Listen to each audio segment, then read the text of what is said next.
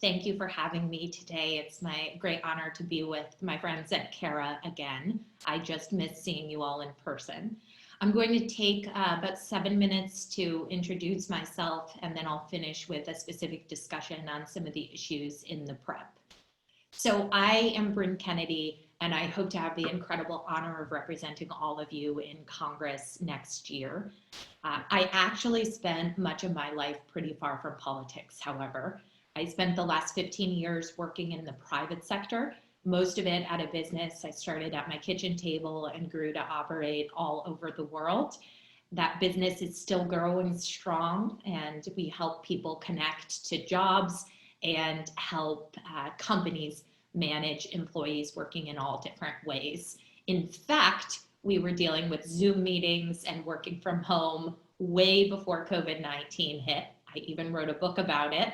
So I am particularly knowledgeable about what our economy is going through and rebuilding things going forward.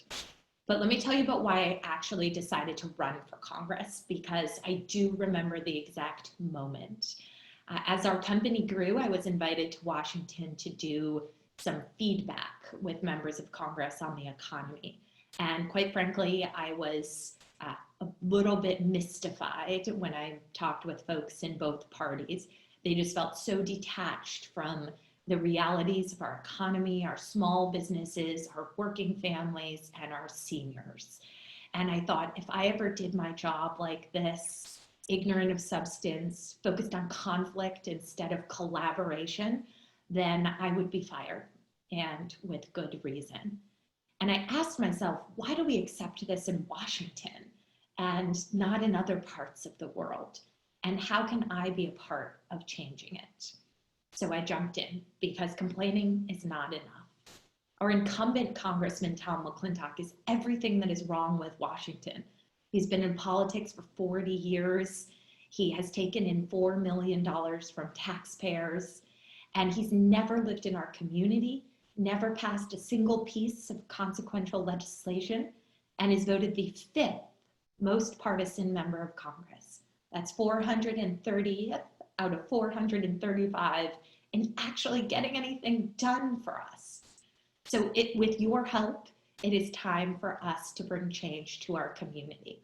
But more than that, I'm excited to reject this idea that our government is a debating society or a pro wrestling match, instead of a group of people fighting for you and your health and well-being every day. You see, this is deeply personal to me, as I know it is to many of you, because I am a very patriotic person, and service has always run through my family's DNA. My family has served in nearly every American war since World War I. My dad got a college degree through ROTC, and I grew up around a dinner table with a conservative parent and a liberal parent. My job was to bring them together. I also grew up in a place where politics wasn't just a game, it actually mattered. In my town, there once were great jobs, but plants closed and jobs left. Schools went downhill, crime went up, and stores closed. And a lot of families lost hope when that generation of politicians forgot rural and suburban parts of our country, forgot that their job is to fight for you and me, not fight with each other. As I got older, my parents got divorced and both of them got cancer. My dad was a teacher, a member of his union, and he had good benefits from that. So we never had to worry about his care, just his illness. But my mother owns a Main Street store, and like so many small business owners, could never afford health care. So she and I, we navigated the complex, broken, and expensive healthcare system that we all face. It was terrifying. And it was frustrating, because when your mother is sick, you should spend time with her, not fighting the system. My stories, my family's stories, are not unique, and that's why I share them. They are the stories of families all across our district. I have heard from so many of you and your neighbors about the growing costs of healthcare and fear of losing healthcare amidst this pandemic. Meanwhile, McClintock's voted 60 times to gut our healthcare and remove protections for pre-existing conditions. I have heard from so many of you, our seniors, feeling stretched and concerned about your Social Security and your Medicare. McClintock has spent 40 years assaulting our Social Security and our Medicare. He's called Social Security theft and morally bankrupt. And still today, in the midst of a pandemic, he is advocating to increase the retirement age and reduce benefits. I will stand up for the Social Security and the Medicare that you have earned through years of hard work. I will make sure that it is solvent for generations to come by reforming the payroll cap and by looking at the mechanisms with which we fund it, looking at bringing money, unlocking it from other parts of the government budget to fill in the gaps from years of mismanagement by career politicians like Tom McClintock. You know, I've also heard from our veterans, so many of them, who are disappointed that McClintock won't stand up for them when our enemies pay bounties for their lives or they hear derogatory things about their fellow fallen soldiers. I will stand up for the people who serve our country in all different ways because that is what my family has done.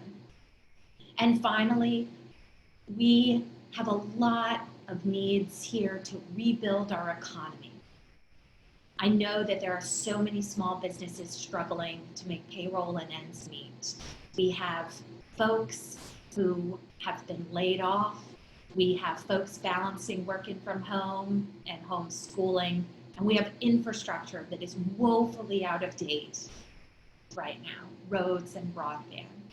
I know that to rebuild our community and come out of this pandemic stronger, we need leadership and we need support.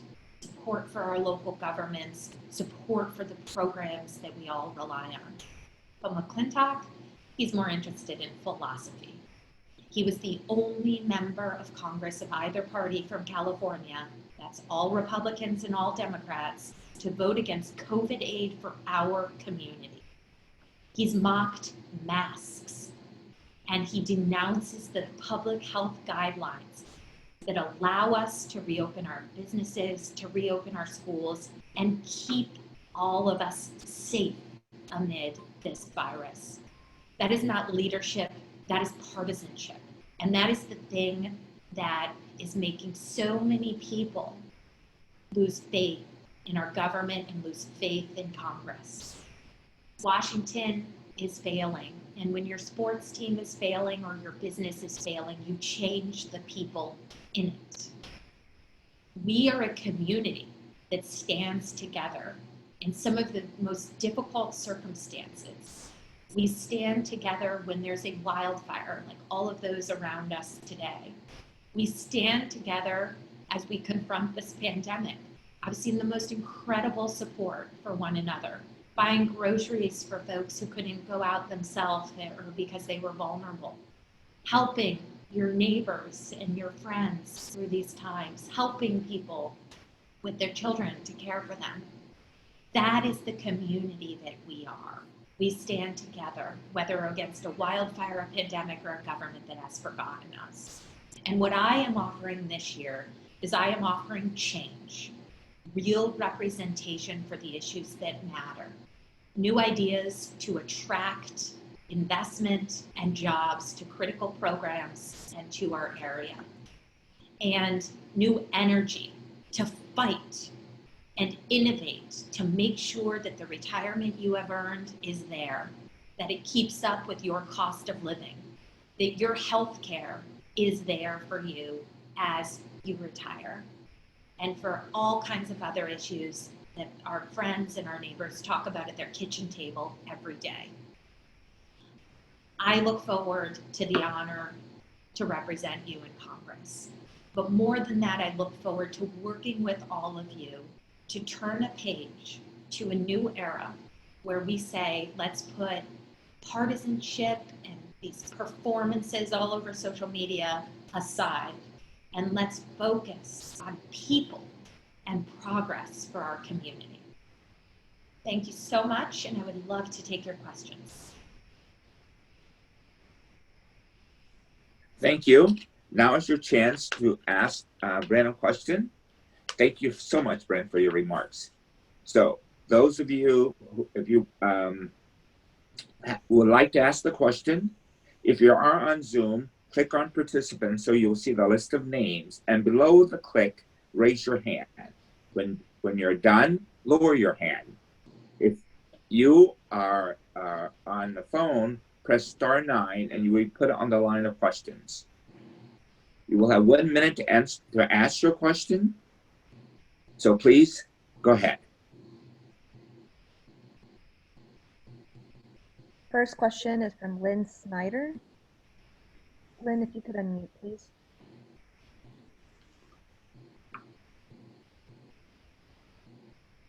Hello, Brynne. Good morning. Thank you for coming.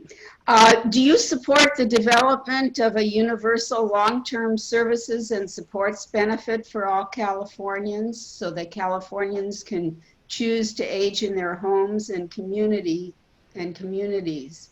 Will you help develop and support a financing mechanism for this benefit? Thank you for the question, Lynn. I will tell you that this issue is very personal to me. I have a single mother and I am an only child, and I very, very much appreciate and want to support all of our seniors, including my mother, to age in their homes and live in their homes. So I will absolutely work on financing mechanism for this and work between the state and the federal government to see how we can make this happen, Lynn. Thank you.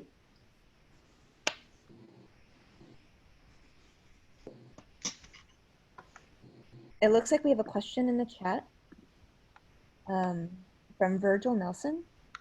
He asks, how do you feel about the president having total authority to launch nuclear warheads?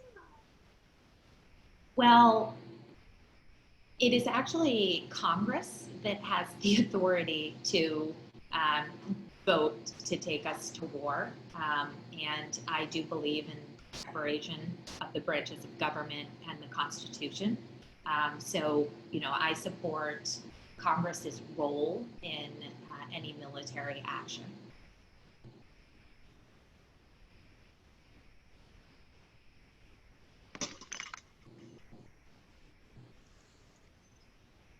It looks like that may conclude our questions at this time.